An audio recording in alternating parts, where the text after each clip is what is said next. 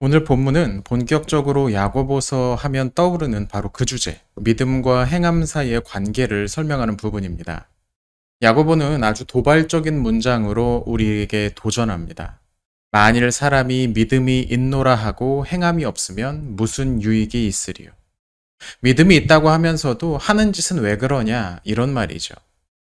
우리말 번역에도 충분히 와 닿지만 그리스어 원문의 구조를 보면 저자가 더욱 강조하는 모습이 보입니다. 보통 그리스어에는 만약 무엇무엇이면 무엇무엇이다 라는 식의 어순을 사용을 합니다. 조금 어려운 말로 하면 조건을 나타내는 말이 앞에 있고 그것의 주절이 뒤에 있죠. 이럴 경우 강조되는 것은 이 뒷부분입니다. 그런데 오늘 본문에는 그 순서가 바뀌어 있습니다. 믿음이 있다고 하면서 행함이 없다면 무슨 유익이 있으나, 그러니까 조건, 무엇무엇이라면 이라는 조건절이 뒤에가 있죠. 이럴 경우 강조하는 건 역시 뒤에 조건절입니다. 무슨 말이냐면 저자는 행함이 없다면, 행함이 없다라는 사실에 주목하기를 바라고 있다는 점이죠. 행함이 없다는 것, 야고보가 생각하기에 이건 정말로 이상한 일이었습니다. 어떻게 믿음을 가진 사람이 삶에서 아무런 표시가 나지 않을 수 있을까? 야고보는 좀 더 생생하게 이런 상황을 설명하기 위해 한 가지 장면을 묘사합니다. 교회 안에 한 사람이 들어옵니다. 그는 한눈에 봐도 낡고 오래된 옷을 입고 있었습니다. 심지어 제대로 된 식사도 하지 못한 것 같았습니다. 1세기라는 배경을 입혀보면 그는 어쩌면 늙고 병들어서 쓸모없이 되어 버려진 노예일지도 모릅니다. 당시에는 이런 일들이 흔했거든요. 그런데 야고보가 그려주는 드라마에서 그를 대하는 교회의 태도가 아주 심각합니다. 그들은 마음을 편안히 하라고, 어서 따뜻한 옷을 입는 게 좋겠다고, 뭐라도 가서 먹으라고 말만 하고 있습니다. 저는 이 본문을 읽으면서 이 말을 하는 사람의 표정이 어땠을까 하고 잠시 생각해 보았습니다. 그는 밝은 표정으로 따뜻하게 웃으면서 이야기했을까요? 아니면 인상을 잔뜩 찌푸리면서 말했을까요? 그런데 어느 쪽이든 소름 끼치는 모습이더라고요.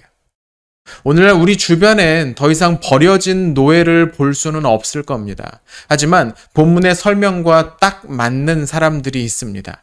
홈리스라고도 하는 노숙자들이죠. 냄새나는 옷을 입고 꾀죄죄한 모습으로 교회에 나타났을 때 우리의 모습은 어떨까요? 물론 여러 가지 변명이 있을 겁니다. 당장 우리가 줄 수 있는 게 없다. 재정이 모자라다. 관련된 일을 할 경험도 부족하다.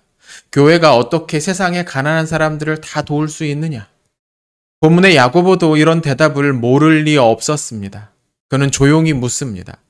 행함이 없는 믿음이라는 게 어떻게 가능한지 한번 보여달라고. 그는 아브라함과 라합 등 구약의 여러 예들을 언급하면서 이렇게 결론 짓습니다. 행함이 없는 믿음은 죽은 것이다. 오늘 우리의 믿음이 살아있는지 한번 돌아보면서 하루를 시작하면 어떨까요? 물론 오늘 하루 우리 선생님들의 삶 또한 고단하고 쉽지 않으실 겁니다.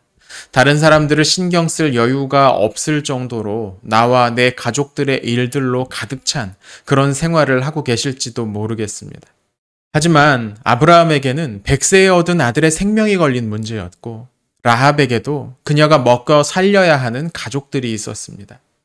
이들이 무슨 특별히 위대한 신앙의 영웅이기 때문에 두려움이 염려가 전혀 없었다고 생각하지 않으셨으면 좋겠습니다.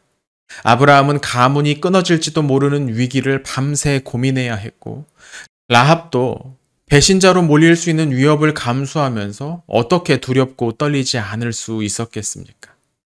믿음으로 산다는 건 미래에 대한 불안과 염려를 오늘 하나님께 맡기는 작업이 아닌가 싶습니다. 우리의 두려움을 하나님께 맡길 때 비로소 믿음으로 살아갈 수 있습니다.